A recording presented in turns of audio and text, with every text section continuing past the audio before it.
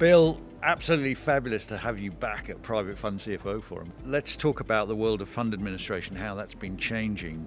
What have you noticed in your time? What does this audience need and want? What are they asking for you, and how are you delivering it? The markets have shifted dramatically. I think if you look back in the last decade or so, there was a pretty small percentage of people that outsourced, and over the last 10 years now, it's evolved to almost 50, 60, 70% of people outsource everything from fund administration to other sources. But I think with the evolution of technology, automation, AI, the function that a fund admin has to play is very, very different. The role, the expertise that they have to bring, the more holistic solutions they need to bring, it's just very different today. Is there a world where one size will ultimately fit all? No, I don't think there's a world where one size fits all. I think you have to have a tailored, customized solution depending on the size and scale. I think you can probably trifurcate it between emerging managers.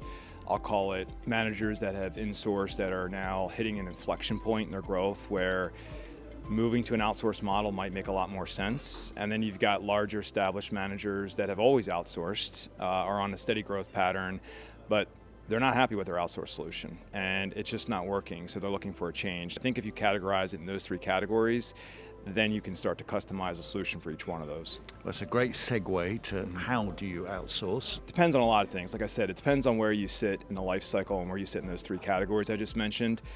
I think it depends on sort of, what risk profile you're willing to absorb. And what I mean by that is if you look across, the people, process, technology, right? Do you want to own your own data? Do you want to own your own technology? Do you want the ability to change your service providers if things don't work out?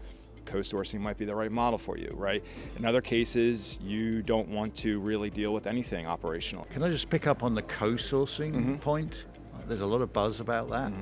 I don't know how real it is, or tell me more about that. I would argue that most of what we're seeing from our clients is a strong interest in co-sourcing, and I think the reason for that, again, is they want to maintain control of their own data.